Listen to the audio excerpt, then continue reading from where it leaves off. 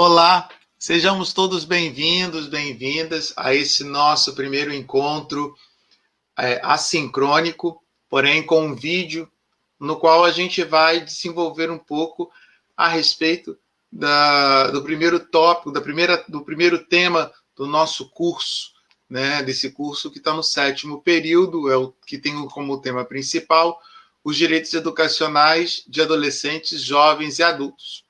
Eu me apresento, eu sou o professor Arthur Viana e vou estar com vocês nesse primeiro bloco, conversando um pouco sobre as questões de abordagem psicossocial da organização desses grupos sociais educacionais direcionados para a questão da juventude e da adolescência. Por isso, nesse primeiro tópico, nós vamos falar sobre a formação psicossocial dos indivíduos como direito básico. Ou seja, todos nós, enquanto seres humanos, que nascemos, crescemos, nos organizamos a partir de um grupo social. E esse grupo social é que vai conduzindo, de alguma forma, as nossas relações interpessoais dentro das instituições que nós temos dentro do nosso país, como é a família, como é a escola, como é o sindicato e todas as outras organizações existentes e que nós somos convidados a participar. Somos seres humanos, sim, e somos seres constitutivos da realidade histórico-social que nós vivemos.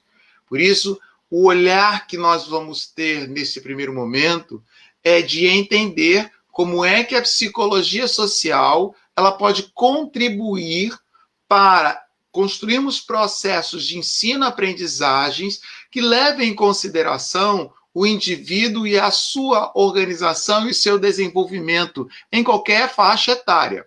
Nesse momento, pensando na faixa etária de adolescentes, jovens e adultos.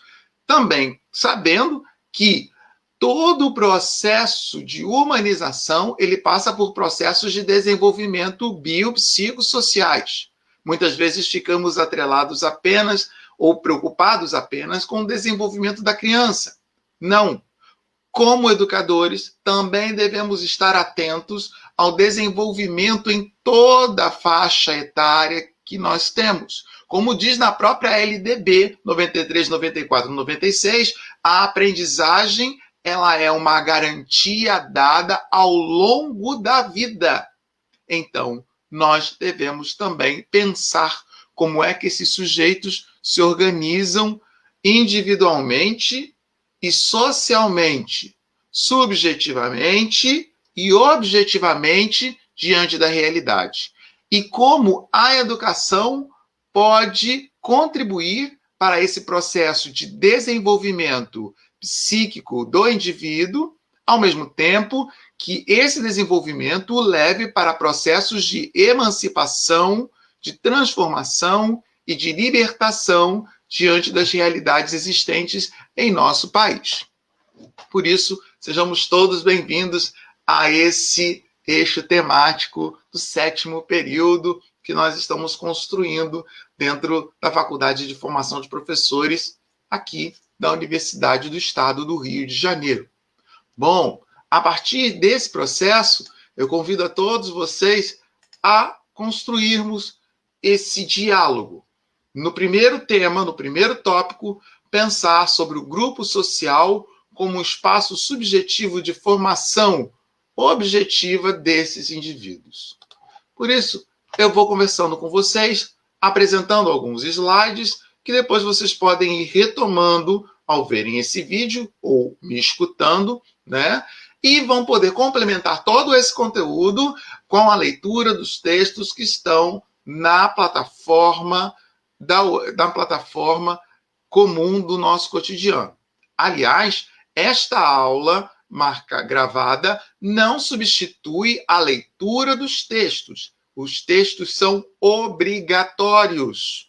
Então, essa aula ela vai dar um norte sobre a temática, mas a leitura dos textos é uma leitura obrigatória assim como a realização dos fóruns é um espaço formativo para que vocês aprofundem tanto esta aula que vocês estão assistindo, como também os textos que estão dispostos no ambiente virtual de aprendizagem da nossa universidade.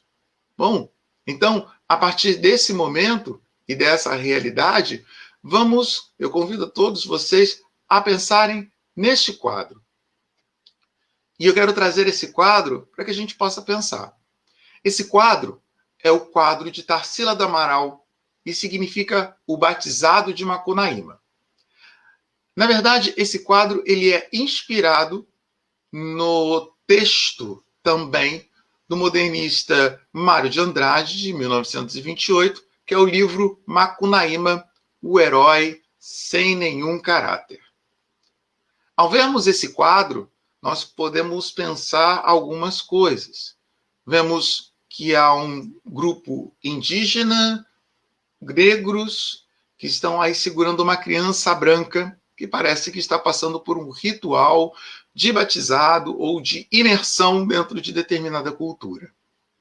Ora, se nós pensarmos no quadro da Tarsila do Amaral que se apresenta para nós, como também no texto do próprio Macunaíma, que passa a ser uma leitura complementar para nós que estamos fazendo essa disciplina de psicologia social dentro desse eixo temático de direitos, né, de crianças, de adolescentes, jovens e adultos, né, poderemos pensar como é que também nós, ao entrarmos na realidade concreta do mundo em que vivemos, também somos imersos dentro de uma cultura. Chegamos imersos dentro dessa cultura e essa cultura vai nos compondo enquanto pessoas. E dentro da leitura do texto, que é um texto magnífico, do início do século XX, de Mário de Andrade, como todos os outros que foram promovidos a partir da Semana de Arte Moderna de 1922, esse livro, e como essa tela, é uma das consequências desse grande movimento, né? No final do livro, né, de Macunaíma, do livro de Mário de Andrade, Macunaíma, um herói sem nenhum caráter, existe uma frase que é uma frase fundamental e que eu quero chamar a atenção de todos para pensarmos a nossa constituição enquanto ser humano dentro de uma cultura concreta, dentro de um espaço histórico concreto. Macunaíma, ao final de todas as suas aventuras, porque eu não quero dar um spoiler aí do livro para que vocês possam ler esse livro, né, no momento em que vocês estiverem com mais tempo, né? Macunaíma, nas últimas páginas desse livro, ele solta um grande brado, e ele diz, diante de toda a realidade que ele está vivendo, que é uma realidade crucial, ele fala: eu não vim no mundo para ser pedra. Essa frase pode soar um pouco estranha para nós, né? Até porque nós não lemos o livro, né? Se você ler o livro, você vai entender um pouco essa frase, mas essa frase ela tem algo muito importante para a gente pensar a nossa identidade, a nossa formação grupal. Nós não somos pedras. Nós entramos no mundo para viver constantemente uma transformação. Vivemos constantemente imersos dentro de um tempo e espaço histórico e de uma cultura que está em constante movimento, em constante metamorfose. Existe um autor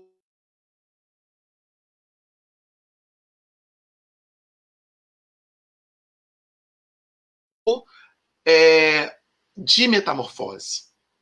Então, não somos seres estáticos, postos, colocados, prontos. Somos seres em constante transformação, em constantes processos que vão nos ajudando a nos constituir enquanto pessoas.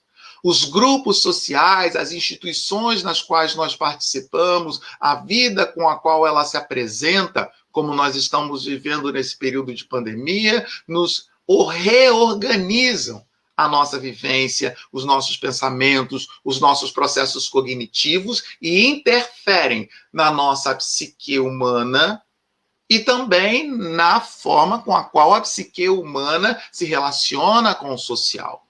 É por isso que a grande pergunta que a gente faz quando a gente está num curso de formação docente inicial ou continuada é: por que estudamos psicologia social?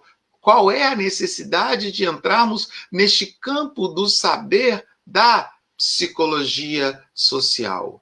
E aí nós apresentamos realmente 3 pontos importantes dentro dessa realidade.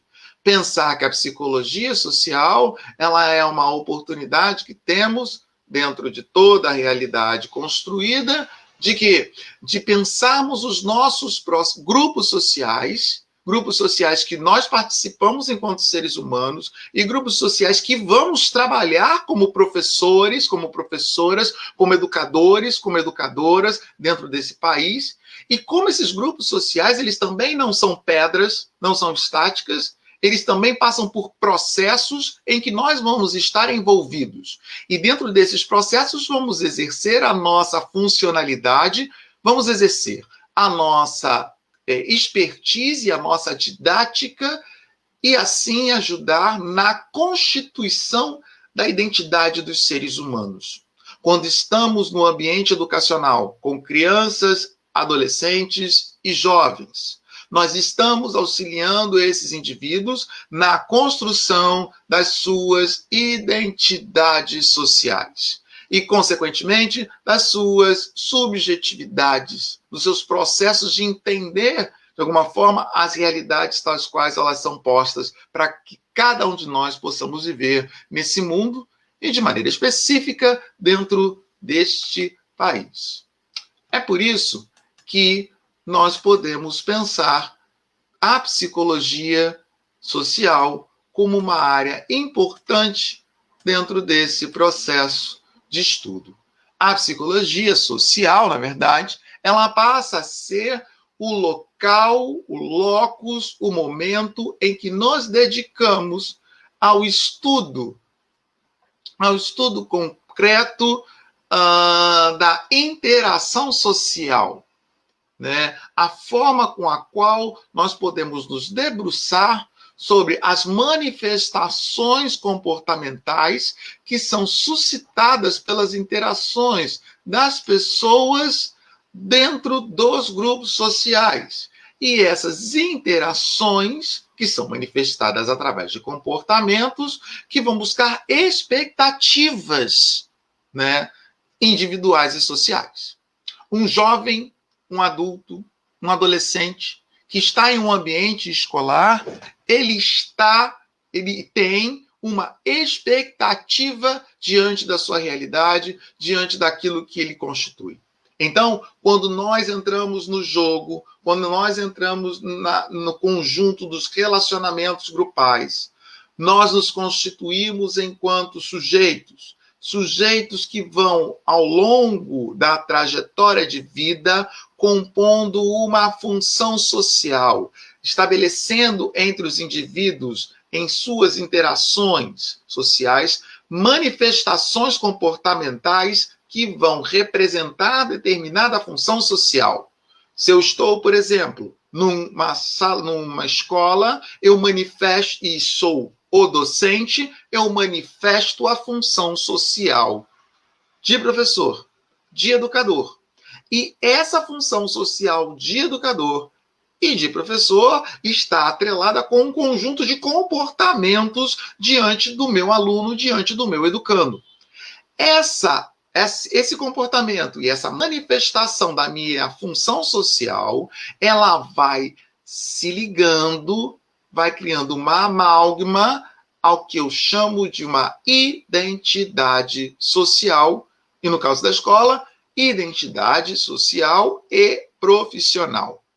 Então, dentro desse grande conjunto, em que nós nos formamos sujeitos dentro de um grupo social, que demanda de nós uma função social específica do grupo, se é o grupo familiar, filho, pai, irmão. Se é escola, professor, professora, aluno, aluna. Se é Estado, cidadão, cidadã. Né? Se é um sindicato, né? O dirigente, quem faz parte da assembleia, é o companheiro. Ou seja, os grupos demandam dos sujeitos uma função social. E essa função social, ela também irá organizar, em determinada medida, a identidade do indivíduo, como ele se reconhece e como ele vai se constituindo, como ele vai sendo conhecido pelos seus pares.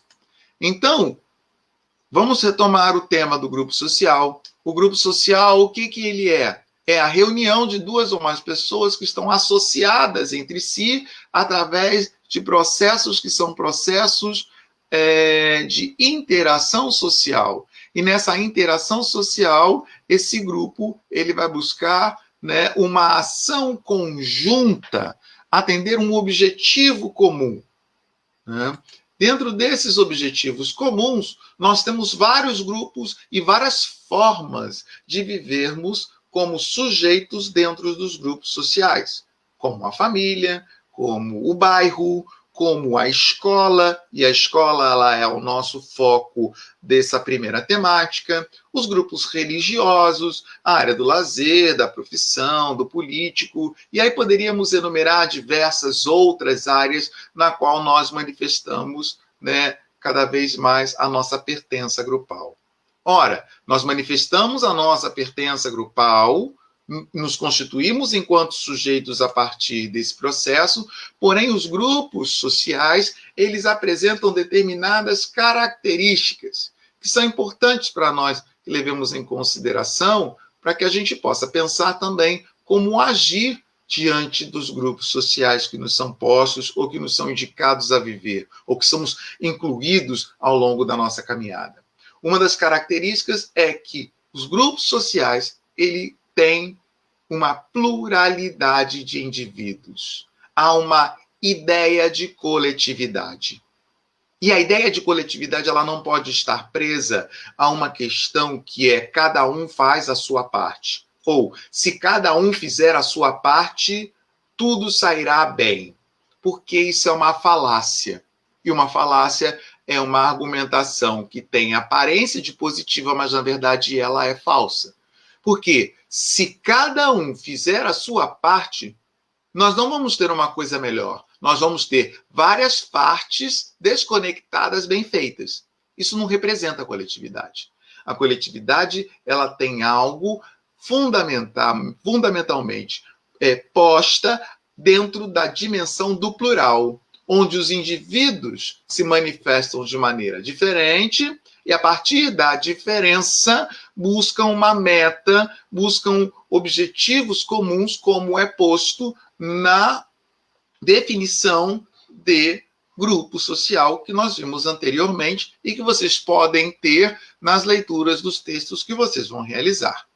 Dentro da pluralidade de indivíduos, que são seres diferentes, nós temos as interações sociais, que se dão através de quê? De comunicação. E a comunicação não somente verbal, mas a comunicação não verbal.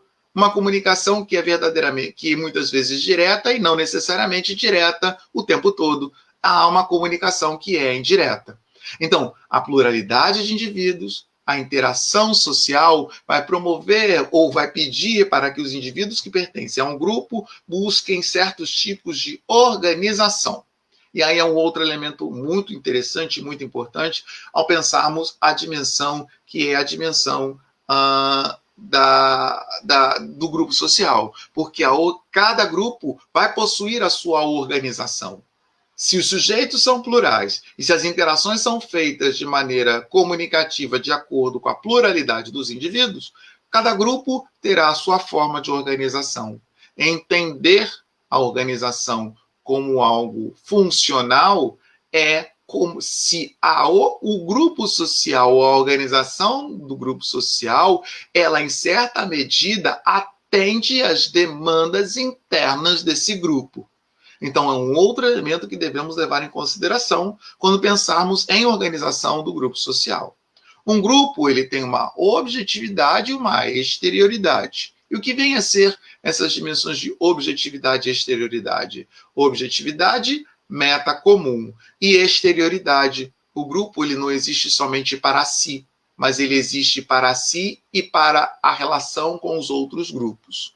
Então, o grupo social, ele se reconhece em si mesmo, com os elementos, com os sujeitos dentro do seu grupo e com os sujeitos também que fazem parte da sociedade e que compõem outros grupos. Por isso é que quando a gente pensa numa legislação, na política pública, nós estamos pensando em grupos sociais diferentes.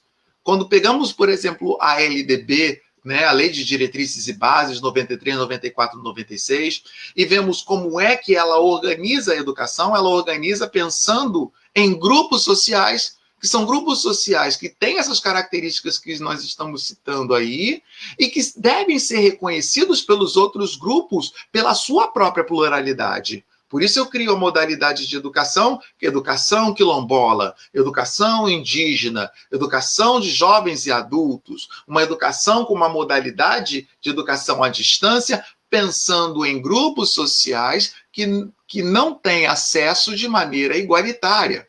Então, eu estou pensando, uma legislação, uma política que pense nos grupos de forma exterior, que tem a sua objetividade específica e que deve ser atendido na sua demanda específica. Então, isso é importante pensarmos. Até a própria política, ou melhor, as políticas públicas em sua raiz, elas pensam no grupo na dimensão da exterioridade, reconhecendo a diferença dos grupos e a existência legítima desse grupo dentro de um território que é composto não por grupos iguais, mas pela diferença que caracteriza cada um dos grupos. Então, isso é importante termos, porque se a própria política pública, ou a legislação, ou as normas e regras que regem a sociedade pensam dessa forma, quando eu entro na escola, a própria escola, quando eu entro numa instituição socioeducativa, a própria instituição socioeducativa também abarcará grupos sociais diferentes, plurais, com objetivos diferentes e que devem ser reconhecidos na sua diferença e nas suas demandas expostas e colocadas ao longo da caminhada. Bom, dentro dessa realidade, nós temos também que pensar que todo grupo tem um conteúdo intencional e a intenção sempre, como foi falado, atingir determinado objetivo comum. E aí temos como exemplo os partidos políticos, empresas, ONGs, né, que vão buscar sempre ser organizados a partir de objetivos que são objetivos comuns. O grupo promove uma consciência, que é a consciência grupal, e que aí tem a realidade das formas de pensar, de sentir e de agir. E olhem isso, o grupo social suscita nos indivíduos, e aí nós estamos falando de também questões de subjetividade humana, né? Formas próprias de sentir e de pensar. E isso é também o que vai caracterizar a existência e a permanência de determinados grupos dentro da sociedade brasileira e até fora da sociedade, né, do todo. E a questão da continuidade. Os grupos eles são formados sempre com a ideia da perenidade. Ninguém vai criar um grupo com o sentido de que esse grupo ele desapareça, mas sempre que esse grupo ele vai existir até que se cumpra o seu objetivo.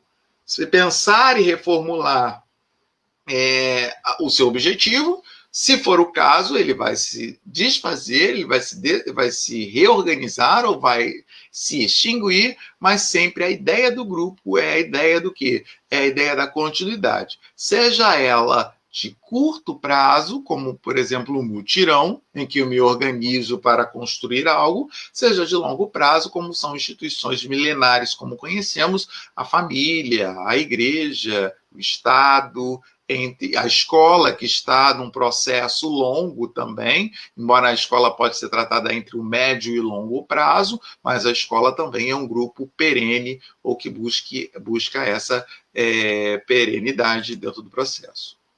Podemos classificar os grupos sociais de formas bem simples, no sentido da sua classificação ou do entendimento do que seria o grupo social. Temos os grupos sociais, que são os grupos primários, que são aqueles que predominam os contatos mais próximos e diretos, ou seja, o cotidiano, a família, né, os vizinhos, o bairro, né, a associação de moradores, esse que vai fazer parte do cotidiano do ser humano.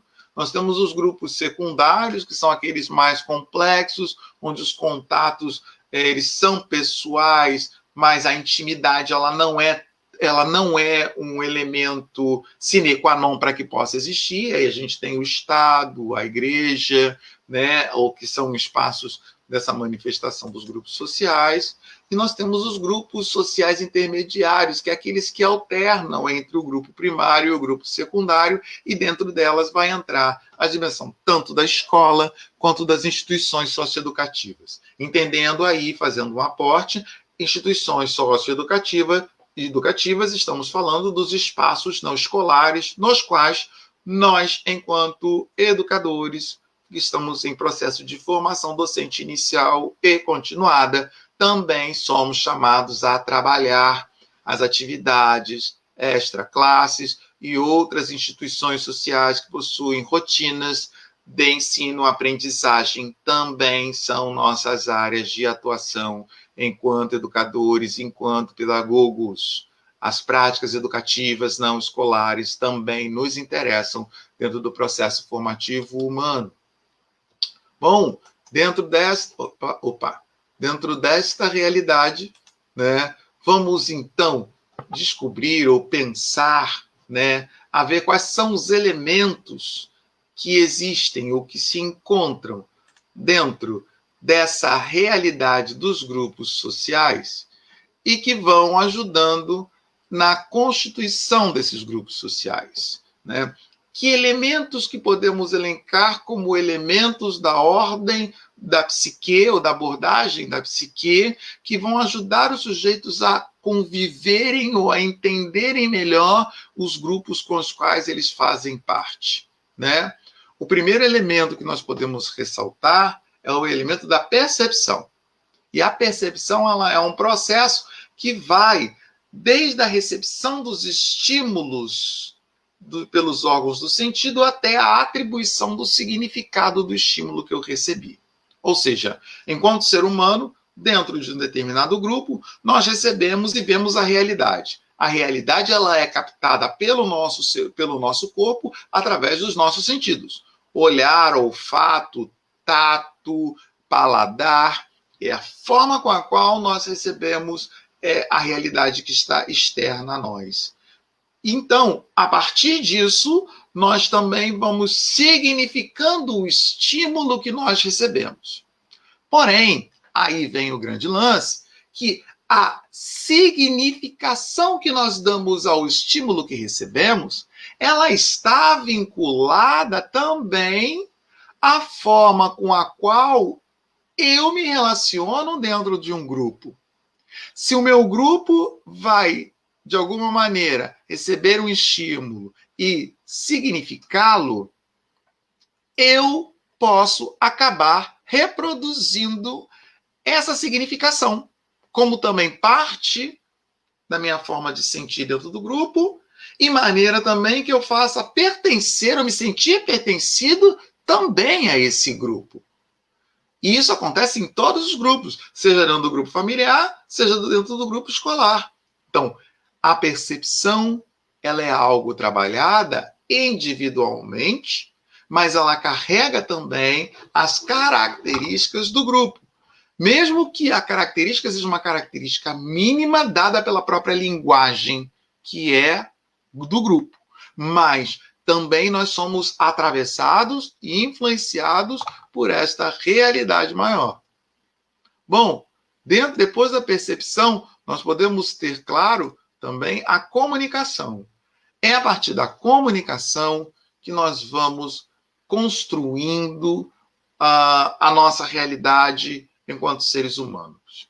Recordando um autor que é das ciências da psi, mais voltada para a psicanálise, Jean-Jacques Lacan, ele vai falando que linguagem cria realidade. E é isso. A comunicação, ela é uma forma de nós organizarmos o mundo ao nosso redor. A linguagem, ela castra. A linguagem, ela dá forma. Tanto que se eu falo para vocês, isto é um livro, por você ter a experiência do livro e receber essa comunicação de que isto é um livro, você não pensará em maçã. Então, a comunicação, ela, para além de nos alertar que nós estamos dentro de um grupo e dentro de uma realidade específica, ela também suscita automaticamente formas de sentir e formas de pensar.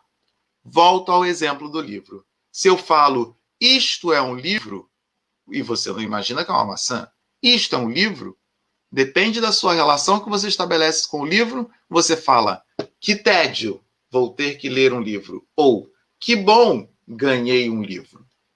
A comunicação, ela não é inocente por si só. A comunicação, ela carrega um conjunto de significados que foram dados e constituídos pela minha relação grupal e pelos estímulos que eu recebi do meu grupo para que eu pudesse estabelecer a minha relação com a realidade. E aí você vai falar assim, bom, o meu grupo social nunca me estimulou a ler um livro. Então você trabalha, e eu adoro ler um livro. Você trabalha no contraponto do seu grupo. O grupo, ele é sempre um paradigma, ele é sempre um modelo em que você vai ou afirmá-lo ou utilizá-lo como contraponto para a movimentação no mundo. E isso é importante a gente ter claro quando a gente vai para a escola, quando a gente vai para uma instituição socioeducativa, em que os indivíduos que pertencem a diversos grupos, cada criança, cada adolescente, cada jovem, cada adulto é um representante de um grupo social diferente, não é o mesmo grupo social, são grupos sociais diferentes, eles carregam as percepções, as comunicações do seu grupo de origem. Então, isso é importante, enquanto educador, trazer à baila na hora da interação social e da constituição de comportamentos que vão auxiliar nos processos educativos com esses indivíduos adolescentes, jovens e adultos.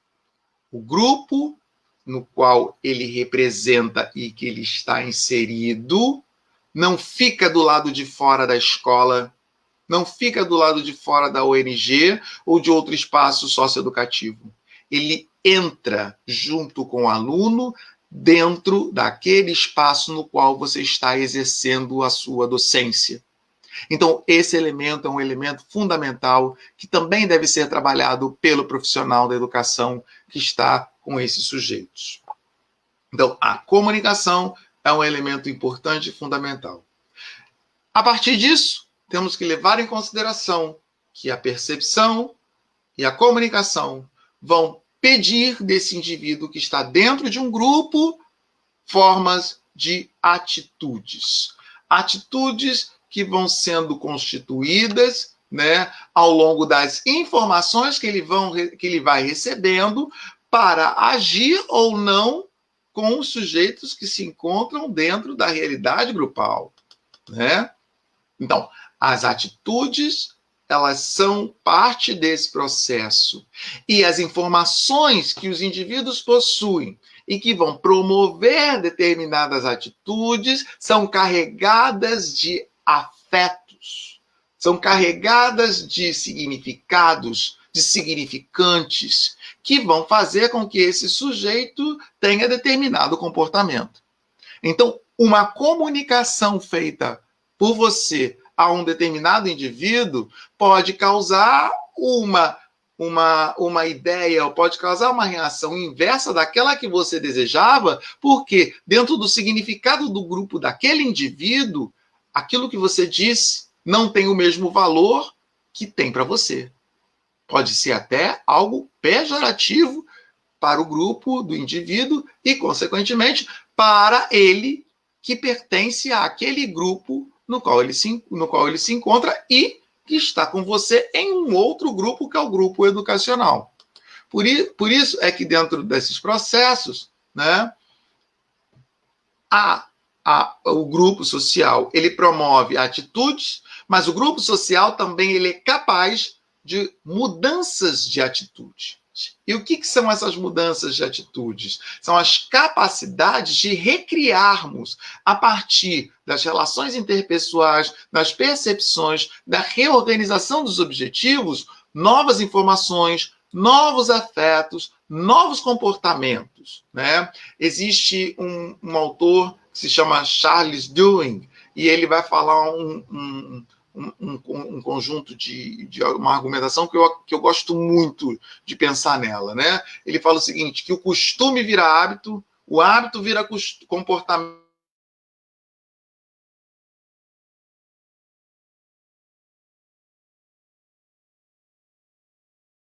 conteúdos, à medida que nós vamos entrando em contato com as pessoas dos grupos, que saímos do nosso grupo e entramos no grupo do outro e voltamos para o nosso grupo, nós vamos nos constituindo enquanto seres humanos, enquanto pessoas, e nós somos capazes, sim, da transformação.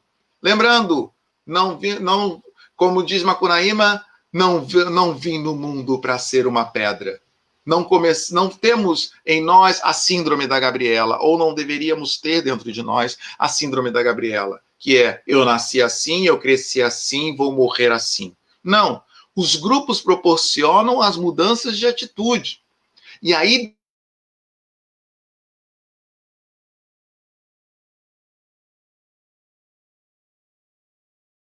nós promovemos aos nossos alunos, promovemos aqueles que estão ao nosso redor, dentro dos grupos, dentro das rodas educativas, dentro dos processos educacionais estabelecidos, escolares e não escolares, processos que levem à mudança, ao hábito, à mudança de comportamentos, e esse comportamento ir organizando a forma de temos como traço da nossa personalidade uma constante mudança, uma constante capacidade de nos ressignificarmos de acordo com a história, de acordo com a vida. Né? Dentro desse... Então, para isso é que os grupos sociais servem como processos de socialização, que na própria psicologia social nós chamamos de socialização. O indivíduo ele vai tornando-se membro de um determinado conjunto social, e dentro desse conjunto social, qual é a característica que esse indivíduo vai tendo? Ele vai assumindo um conjunto de códigos, normas, regras básicas que vão ajudar eles nos seus relacionamentos, que vão ajudar eles também a se apropriar do conjunto de conhecimentos que são sistematizados e acumulados dentro desse próprio conjunto, desse próprio grupo. Então, o grupo ele auxilia nos processos de socialização que fazem com que esse indivíduo vá se reconstituindo, ressignificando, repensando dentro da sua própria realidade. Então, quando chegamos até aqui para entender a constituição dos grupos sociais, vamos percebendo, vamos entendendo que a percepção, mais a atitude, mais a comunicação, mais a socialização, elas vão sendo atributos psicológicos que vão estabelecendo com os indivíduos motivações, interesses e necessidades para pertencerem aos grupos e, ao pertencerem aos grupos, se movimentarem no mundo. Se nós, dentro dos ambientes educacionais, somos capazes de entender, né, esses motivos, interesses e necessidades que nascem da percepção, da atitude, da comunicação, que são trazidos pelos nossos educandos, pelos nossos alunos, dos seus grupos sociais, com certeza, esses elementos que são elementos da psicologia social, que são estudados pela psicologia social e podem serem utilizados como ferramentas para nós que estamos preocupados com a educação de adolescentes, jovens e adultos, né? Vão nos ajudar a compreender, a atribuir significado e buscar do indivíduo respostas que fazem com que a gente contribua para a construção da identidade e da personalidade de cada um desses indivíduos. Então, dentro desse aspecto, a psicologia social ela vai cumprindo a sua norma, a sua vez. Não? Então, nós, enquanto educadores, somos chamados a promover a criação dos grupos sociais a partir desses processos grupais que nós acabamos de falar, desses elementos básicos que nós acabamos de traçar minimamente e que podem e devem ser aprofundados na leitura, principalmente do primeiro texto, que é o texto da Anna Bock sobre psicologia social, ou sobre os elementos da psicologia social que auxiliam a gente a entender não somente a dimensão da construção do grupo social, da psicologia social, mas também do nosso papel como educadores, se utilizando desse campo do saber para articular não somente as nossas práticas educativas, mas também a nossa luta pelos direitos sociais de adolescentes, jovens e adultos dentro do nosso país.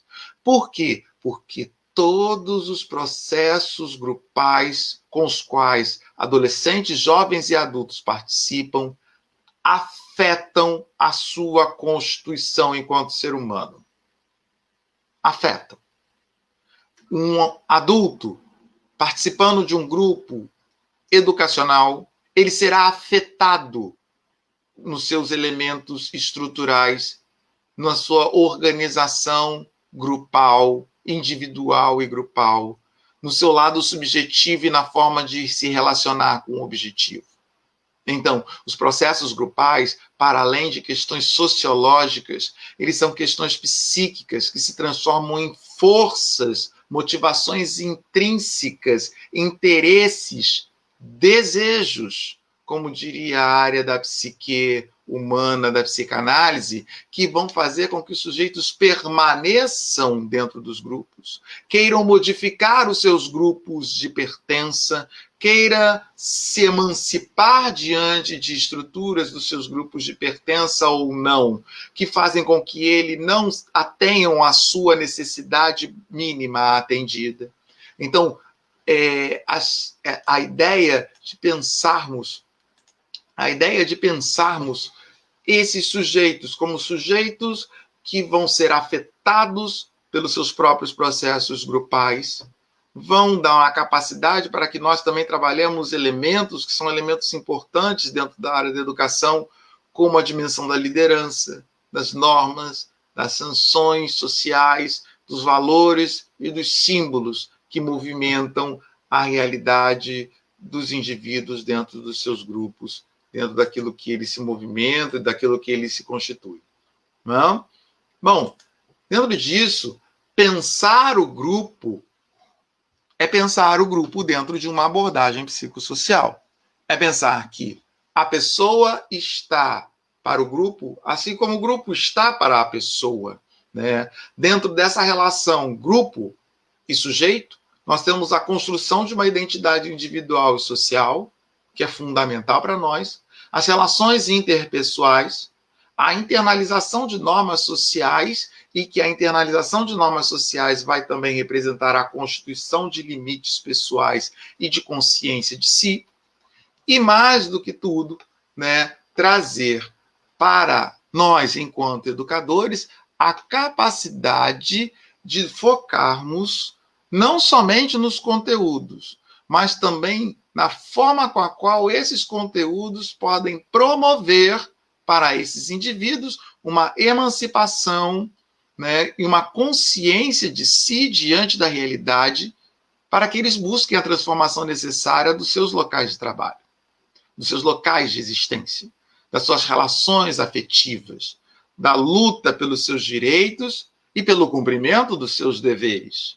Então, pensar o grupo social na hora em que estou no processo educacional, ou construindo, organizando, ou trabalhando os processos sociais na escola e fora da escola, em rotinas de ensino-aprendizagem, é pensar que eu estou contribuindo, que nós estamos contribuindo para a construção de um sujeito que é um sujeito que vai ser capaz de ser afetado pelo mundo, pelo tempo histórico, pela realidade, mas também será capaz de se desejar, se defender e lutar também pelos seus direitos e pelos seus deveres diante de tudo aquilo que lhe é acontecido, de que lhe é acometido ao longo da realidade, ao longo da história. Bom, já no segundo texto, então eu falei um pouco, uma introdução para vocês do que seriam os elementos importantes e que vocês devem se ater no primeiro texto que está posto lá no AVA da UERJ. Vamos passar agora para o segundo texto, porque vimos como é que é essa história da organização do grupo social, do sujeito, como é que o grupo social organiza o sujeito também, de alguma maneira, defende o grupo social. No segundo texto, nós vamos percebendo que tanto os grupos sociais quanto os sujeitos, eles se movimentam a partir das representações sociais. Representações sociais, representações do social, representações culturais, representações coletivas. O que vivemos dentro dos grupos, com os outros do grupo e com o grupo em si, são processos de representação social. E dentro desse processo de representação social, que é uma teoria muito cara dentro da psicologia social, o que isso vai significar verdadeiramente para nós indivíduos que pertencemos a determinado grupo social? Bom, as representações sociais são princípios organizadores das relações simbólicas entre os atores sociais. Trata-se de princípios relacionais que estruturam as relações simbólicas entre os indivíduos, constituindo ao mesmo tempo um campo de troca simbólico. É o ponto que eu queria chegar. O que acontece entre os indivíduos dentro do grupo social é um campo de troca simbólica. E aí é interessante nós pensarmos isso e pensarmos o poder ou a força das representações sociais dentro dos grupos sociais, com os indivíduos, né? Porque muitas das trocas simbólicas que realizamos dentro dos grupos sociais não falam verdadeiramente das necessidades e das demandas dos indivíduos que estão ali postos, mas sim de elementos culturais que muitas vezes não pertencem a essa realidade do indivíduo, que em alguns campos teóricos podemos falar que são dos grupos de elite, aqueles que coordenam, que tem um monopólio da cultura, e aí se quiserem usar outros autores da sociologia como Bourdieu, ou até outros da sociologia também, como Gramsci, ou seja, que vai trabalhar com a hegemonia, né? Muitas das representações sociais que transitam dentro dos grupos sociais não pertencem aos sujeitos que estão nesse grupo. E esses sujeitos acabam assimilando, recebendo, tendo como parte deles essas representações, fazem essas trocas simbólicas e não conseguem se enxergar dentro dessas trocas simbólicas. Promovendo quase as representações sociais dessa forma, elas promovem quase uma alienação do processo grupal ou dos processos de socialização grupal que esses indivíduos eles constituem para si e acabam reproduzindo para os seus em outros grupos menores no qual ele participa. Então, ficar de olho nas representações sociais é tentar desvendar quais são esses núcleos, essas representações, essa estrutura que vem envolvida de símbolos, né, que vem através da comunicação, que vem através dos afetos, que vem através das normas, das regras, das sanções, e que não representam os sujeitos que estão nesse grupo. E que muitas vezes são redistribuídas por instituições educacionais que não vão atender a demanda do indivíduo, mas vão atender a demanda da própria instituição educacional. Vão atender a demanda daqueles que estão coordenando, né, os processos educacionais e que não se importam com aquilo que está acontecendo com o aluno ou com o educando que está ali diante dele. quase tratando como se eles fossem pseudos outros, pseudos sujeitos, né? Pseudos alunos, e que, na verdade, aquele que está organizando o seu conhecimento, organizando a troca simbólica e dando os conteúdos, na verdade, está fazendo o que ele acha que é correto para o outro sujeito que está no grupo, não levando em consideração ou não trazendo à baila a necessidade desse indivíduo, a cultura grupal desse indivíduo, como é que ele se relaciona dentro dos seus grupos, que não são apenas os grupos escolares, mas todos os outros grupos no qual ele faz parte, e assim a gente diminui a presença, diminui a realidade, diminui a interação desse indivíduo consigo mesmo, a ponto dele estar muitas vezes negando a sua própria cultura, a sua própria realidade, as suas próprias demandas. Então, a representação social, ela tem um poder, ela tem uma força muito grande e que deve ser levada em consideração, principalmente para os educadores, em qualquer faixa etária na qual ele se encontra, em qualquer espaço educacional em que ele esteja. Na verdade, quando pensamos em representação social, e aí vocês vão ler nos textos que foram postos na AVA, né, nós vamos falar que uma representação social ela trabalha a partir de um modelo tridimensional, ou seja, de uma constituição que movimenta crenças comuns, ela distribui crenças comuns para o grupo. A partir dessas crenças comuns, os indivíduos vão organizando as posições sociais e as escolhas que eles vão fazendo dentro da sociedade, da mesma forma que eles vão expressando, não somente para o seu grupo, mas também para os outros grupos, as suas formas relacionais. E aí, é nesse momento em que vai se criando os estereótipos, vão se criando o que se chama comumente de preconceitos, que eu gosto muito de chamar de discriminação negativa, que seja eu, a partir da crença do meu grupo e defendendo aquele grupo no qual eu me encontro, organizo a minha posição para estar em relação a um outro grupo, e nessa relação com outro grupo, ao invés de promover uma interação social solidária, o que eu faço? Eu crio um processo conflituoso de uma forma tradicional, não de uma forma numa perspectiva positiva, que vai me afastar, né, desse sujeito por ele pertencer a um grupo diferente do meu. Porque no grupo diferente do meu, as crenças que são comuns a esse grupo são incompatíveis às crenças que são comuns ao meu grupo social.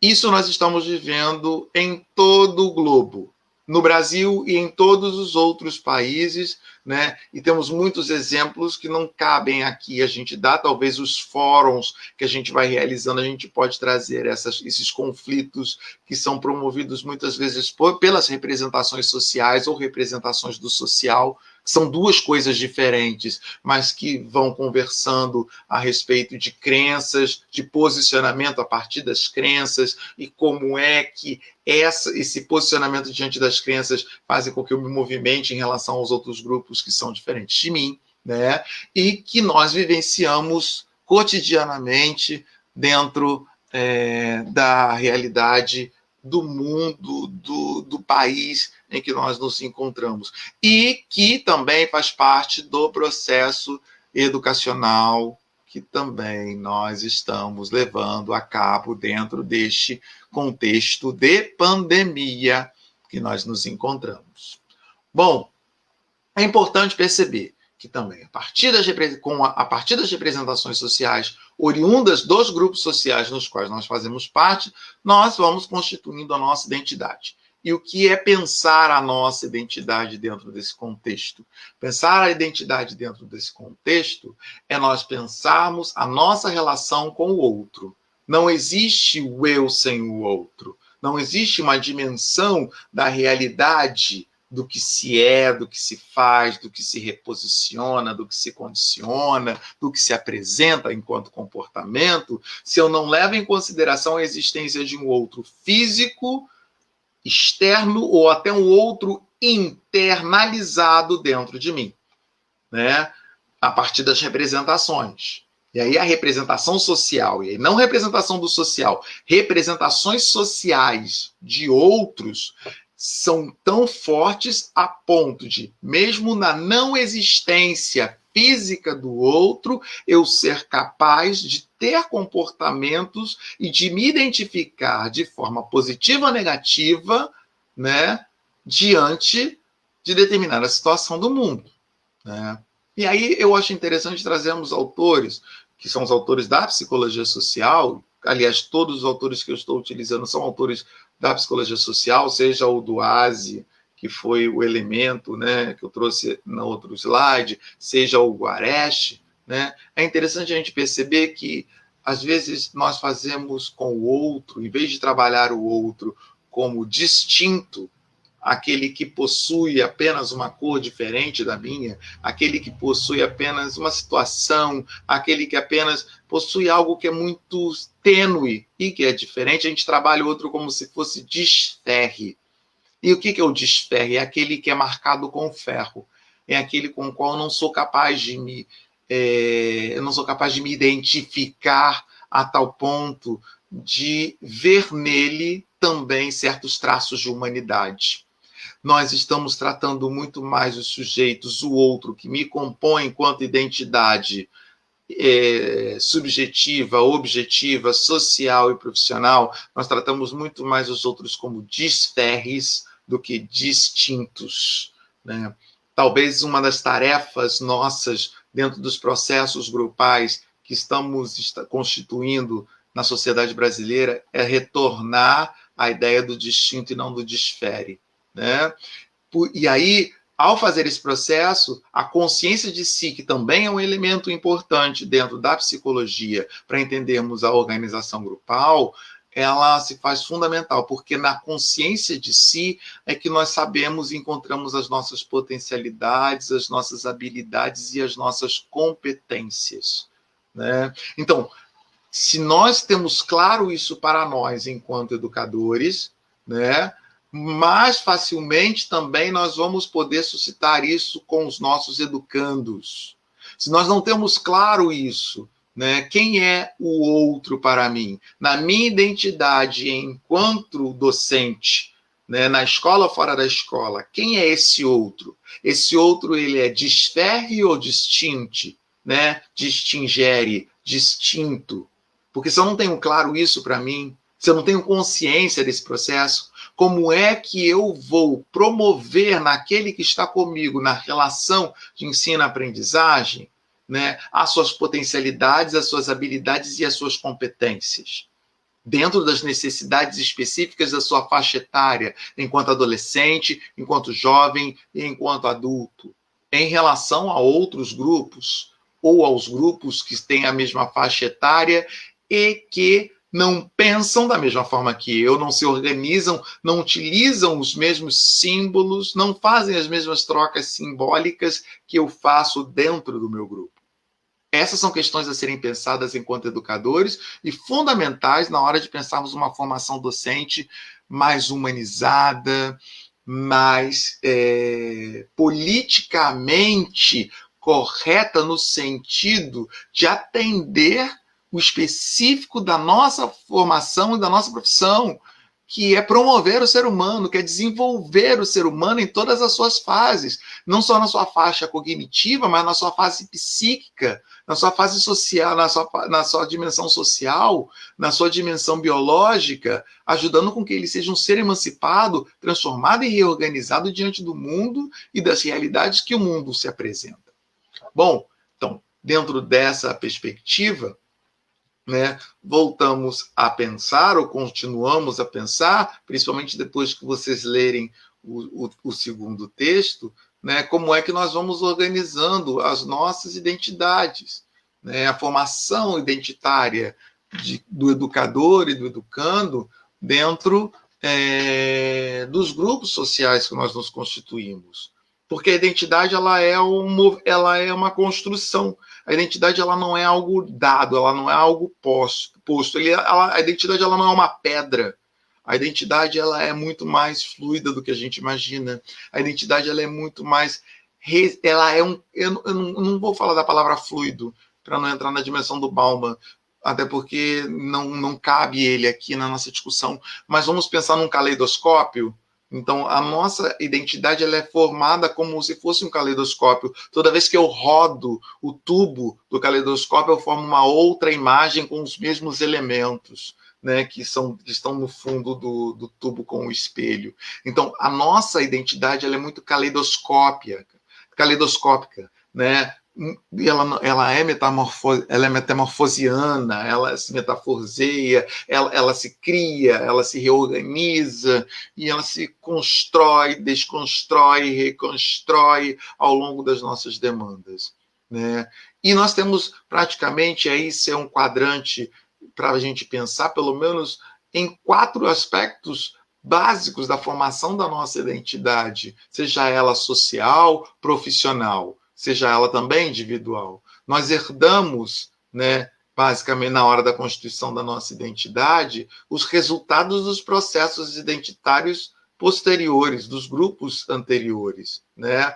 E junto com essa identidade dos grupos posteriores, nós projetamos a nossa identidade para o futuro, né? A partir daqui dos grupos anteriores, que é aquela história, o que é que você quer ser quando você crescer? Né? Nós projetamos aquilo que nós queremos ser quando vamos crescer, né, para o futuro. Se falamos, então, de uma identidade presente, também falamos de uma identidade passada, trazida dos processos grupais anteriores, é a dimensão da identidade herdada, e constituímos para nós um desejo, uma expectativa de identidade, é o que chamamos de identidade constituída para si, atreladas a projetos futuros, e principalmente quando os projetos futuros estão relacionados à nossa profissão. Dentro desse jogo, dentro desses 2 parâmetros, aquilo que eu trago do passado e aquilo que eu projeto para o futuro, eu vou recebendo no presente, que é os 2 quadros acima que nós podemos ver, né? Atribuições dadas pelo outro, que é a identidade para o outro, ou seja, o que o outro atribui para que eu faça, o que o outro espera de mim, o que o outro deseja dentro do grupo que seja realizado a partir da minha função social. E também, do outro lado, temos aquilo que o outro atribui, mas que eu aceito ou dou conta de que isso aconteça, né? E que vai me fazer pertencer a esse grupo, que é a identidade para si. Porque nem tudo que é atribuído pelos outros grupais eu vou aceitar ou dar conta de vivenciar. Dentro desse aspecto, os 4 pontos, que é a identidade herdada, passado, identidade futura, projetada, e a identidade presente, que é constituída pelas atribuições dos indivíduos, mas aquilo que eu dou conta de viver, que foi dado pelos indivíduos, é o conjunto que nos constitui e nos forma enquanto identidade. E é nessa identidade, é nessa luta, nessa conjunção, nessa organização, nessa construção, nesse caleidoscópio, é que nós vamos constituindo a nossa realidade enquanto professores, enquanto docentes, enquanto sujeitos que buscam, né, sempre a constituição de algo maior, de algo melhor, dentro dos grupos sociais. Bom, então, enfim, chegando a conclusão da nossa aula, ou a conclusão do começo da nossa discussão, para que vocês possam voltar aos textos que estão postos no ambiente virtual de aprendizagem, né? E depois, na discussão que será aberta a partir dos fóruns, a gente vai chegando ao fim desse tópico, desse primeiro tópico, né, com as seguintes conclusões, né, ou pelo menos com as seguintes dicas ou desejos de continuar pensando. Né? Que o grupo social ele tem uma organização específica. Todos os grupos sociais possuem uma organização específica. Essa organização específica ela é auxiliadora da constituição do ser humano. Não nascemos para ser pedra, nascemos dentro de um grupo, somos imersos dentro dessa cultura, e essa cultura vai nos revestindo de percepções, comunicações, né, formas de nos afetar e sermos afetados. É o que vamos chamando de somos constituídos pelos fenômenos sociais, por aquilo que é parte nossa e que também que é parte do outro. Eu e o outro. Se a gente pensa em Shakespeare, né, que fala ser ou não ser, eis a questão, poderíamos trocar para ser e não ser. É uma afirmação. Saímos de Shakespeare e entramos em Ferreira. Ser e não ser, eis uma afirmação. Porque nós somos e não somos. E isso nos constitui. Isso nos faz ser quem somos, né? As instituições sociais, e aí inclusive, e especificamente no nosso caso, as educacionais, elas são retroalimentadoras de culturas e de representações culturais oriundas dos diversos grupos sociais. O grande questionamento ou ponto de interrogação que eu posso colocar, ou que poderíamos colocar, é que tipo de cultura, que tipo de representações essas instituições sociais elas vão retroalimentando, elas vão dando como elemento como estatuto de verdade, né, sem questionamento, sem debate, para adultos, jovens, crianças, adolescentes, para todos aqueles que estão nos processos de ensino-aprendizagem, mas são oriundos de grupos sociais. As representações sociais, que são locais de garantias grupais e de pertenças grupais, por mais que as representações sociais elas devam ser estudadas, aprofundadas, repensadas pelos educadores sociais como um dispositivo da psicologia, uma teoria da psicologia social importante para pensar como é que eu estabeleço o relacionamento com os meus alunos, até porque a psicologia social vai estar preocupada com essas formas de interação social que promovem comportamentos dentro da sociedade, né? Como é que essas representações sociais elas estão estabelecidas, elas estão enraizadas, estão ancoradas, e de que forma essas representações mantêm as pertenças grupais a tal ponto de eu não conseguir mais enxergar a demanda do outro. E eu ser capaz de ir constituindo um trabalho educacional, um trabalho pessoal, relacional, em que o outro apareça, em que o outro se manifeste, né? E mude a sua representação social, e mude a representação que ele tem diante do mundo, para que ele possa, assim, entender o que é habilidade e potência, né, dele para a sua própria emancipação. E, por fim, a identidade. Né? A identidade que é o que somos, o que queremos, em relação aos outros que se movimentam conosco dentro do ambiente social.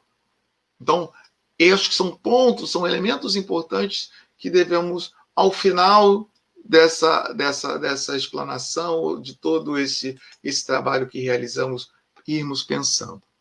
Queridos, queridas, querides, eu acho que esse é um momento que a gente pode descansar ou parar para pensar, retomar muita coisa que foi dita, né? É momento de ler, é momento de trabalhar, é momento de se repensar, né, dentro desse processo. Eu volto nesse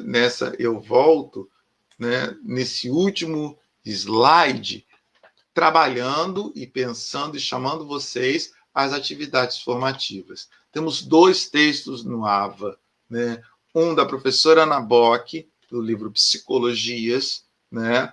E é o capítulo sobre psicologia social. E tem um texto escrito por mim, de um livro que vai sair no final desse ano, que se chama hoje Educação, Hospitalidade e Pobreza, mas o nome do texto é Nasceu Pobre ou Nasceu Gente? As representações sociais, né, e a psicologia social na educação. Então, seria interessante nós lermos esses 2 textos para que a gente possa ir pensando e repensando as nossas práticas, a nossa existência e a importância da psicologia social ao pensarmos os nossos ambientes educativos para adolescentes, jovens e adultos. E no fórum nós temos o batizado de Macunaíma. Lá tem as instruções do que nós temos que fazer.